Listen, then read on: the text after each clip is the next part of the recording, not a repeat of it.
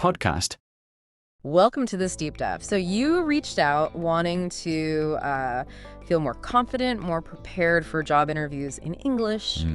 You're looking to really get the knowledge down quickly, thoroughly, so you can, well, shine in those interviews. And that's exactly what we're doing today. Yeah, our mission is basically to pull out the most important stuff, how to approach these interviews, covering mindset, communication, those common questions.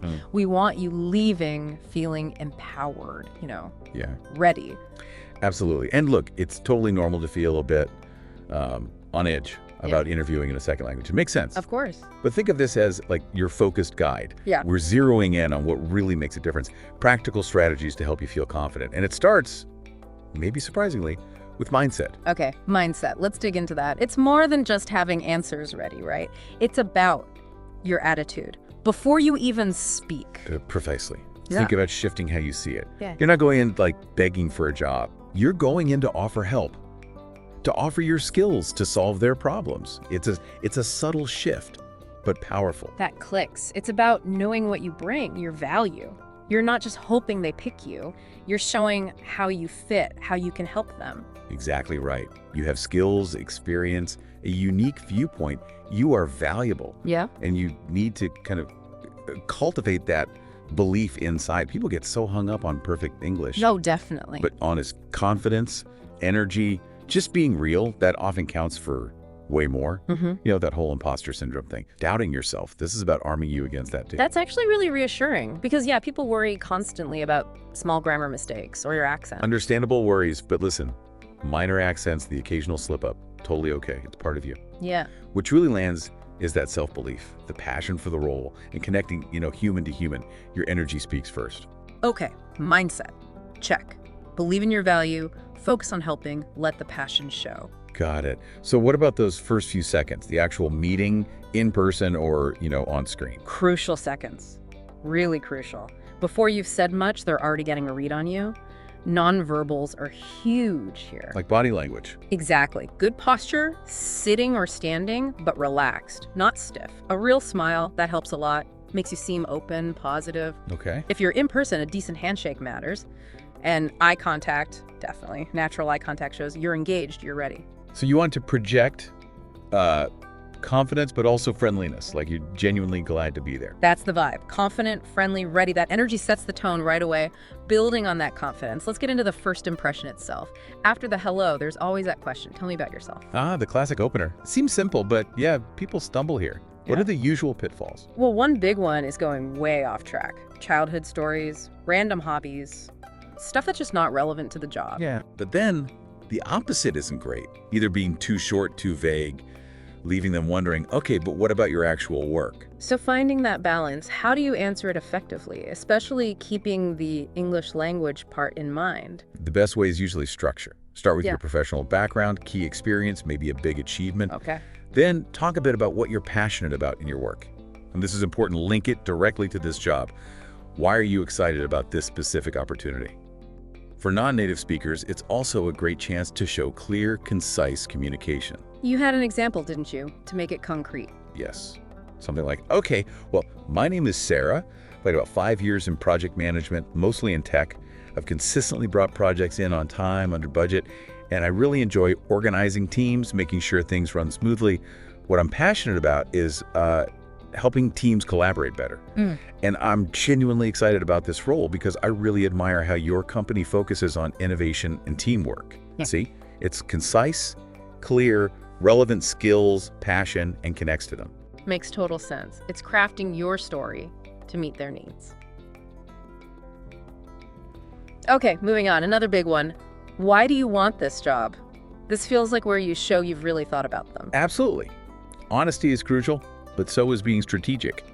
Companies want people who've chosen them specifically, not just anyone firing off applications everywhere. Right. Your answer needs to connect the dots. Your skills, your interests, maybe your career goals. Connect them to the company's mission, their values, what they actually need for this role. It shows you get it. You understand their context. It's about showing you can help them achieve your goals. So linking your why to their what's and how. Exactly. You could say, for instance, I've been following your company's work in sustainable energy for a while, and I'm really impressed by your mission. My background is in environmental engineering, and I'm passionate about, creating a greener future. So this role feels like a perfect fit. I think my skills and mention-specific skill could directly help with your current renewable energy projects. You're showing you understand their purpose and how you specifically fit in. Okay, connecting your skills to their big picture. Got it. Now, strengths and weaknesses always feels like a bit of a tightrope walk, doesn't it? Especially in English. It can feel that way. But honestly, if you prepare, it's a great chance to show you're self-aware and you're focused on growing. For strengths, avoid the cliches like, I work hard. Yeah, everyone says that. Right. Instead, give concrete examples. Show the impact. Don't just state the strength, demonstrate it. So how would that sound more impactful? Well, instead of, I'm a good communicator, maybe try. One of my strengths is definitely communication, especially making complex stuff clear. In my last job, I had to explain technical updates to both engineers and the sales team. Making sure everyone was on the same page really improved how we work together, cut down on confusion. Specific situation, positive result. Okay, showing it in action. Makes sense. What about the weakness question? How do you answer that without, shooting yourself in the foot? The key with weaknesses is framing. Frame it as an area of growth, something you've identified and actively worked on. It shows maturity. The aim is always positive, forward-looking, not just admitting a flaw, but showing development.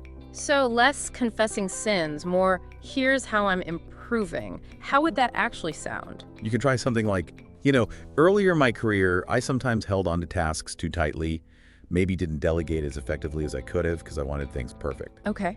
But I realized that wasn't scalable, got some feedback, and actually took a course on team leadership. Now, I really focus on trusting my team and empowering them, and honestly, it's led to much better results and, frankly, a happier team. You admit the past issue, explain the learning, the action, and the positive outcome. That's really smart. Turns a potential negative right around. Okay, sometimes they hit you with tougher behavioral questions, like tell me about a time you failed. That one makes people squirm. It does.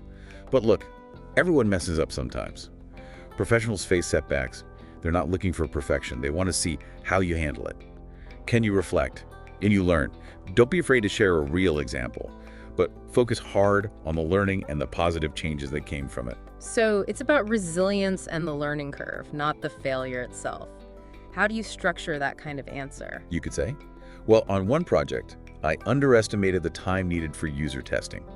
I made an assumption, didn't build in enough buffer, and we ended up rushing things at the end. Okay, honest situation. What I learned from that, really learned, was the critical need to build in specific, generous time for testing and adjustments in every plan. Since then, I've made that standard practice, and my projects have run much smoother. You take ownership, explain the lesson, show the change. Yeah, reframes it as growth. Nice. Okay, Yeah. Another one that puts you on the spot. Why should we hire you? This is really your closing argument, isn't it?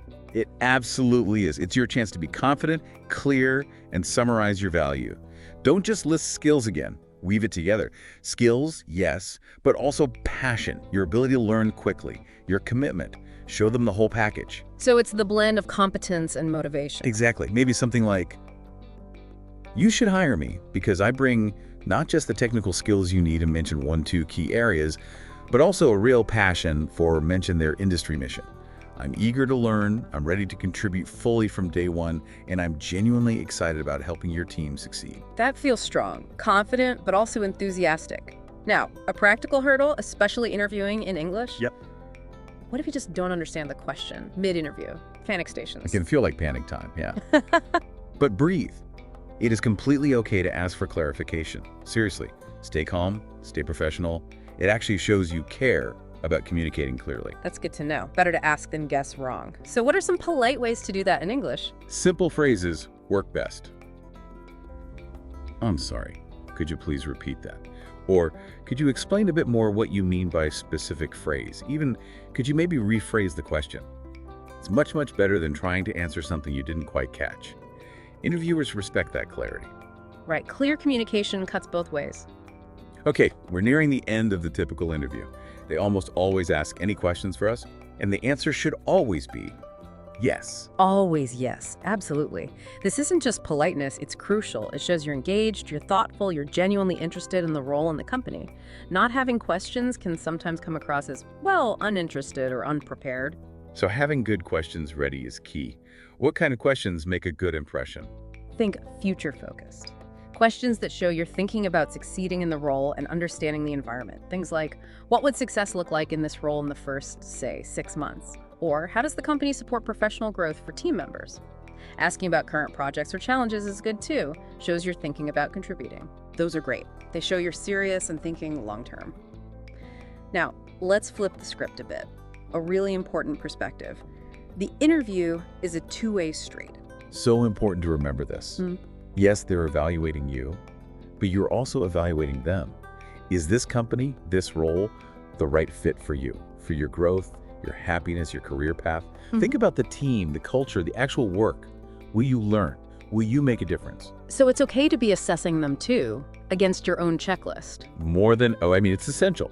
If you go through the process and something feels off, maybe the culture isn't right or the growth path isn't clear, it is perfectly fine to decline an offer. Your future matters most. You want to be somewhere you feel respected, valued, inspired. I actually heard about someone who turned down a good offer because the final interview revealed a culture mismatch. They found a much better fit later. Wow, that's empowering. Takes the pressure off feeling like you have to accept anything offered. Exactly. Find the place you'll thrive. So, wrapping up this deep dive, let's just quickly hit those key takeaways again for acing that interview in English. Okay, let's do it. Big one. Mindset, believe in yourself, focus on connection, not perfect English, show your passion, show your skills, be authentic. And prepare, yes, but stay natural. Don't sound like a robot reading answers. Yeah. Stay calm, stay positive through the whole thing. And if you hit a snag, like not understanding a question, it's okay. Ask for clarification. And always, always have your own thoughtful questions ready for them. Precisely. And just remember, every single interview, no matter the outcome, is practice. It's a chance to learn, get better, build that confidence. So as you go forward using these ideas, we're really confident you're going to do great. Absolutely. Keep at it. Keep believing in the value you bring. Keep moving forward. Your best work, your best days, they're definitely ahead.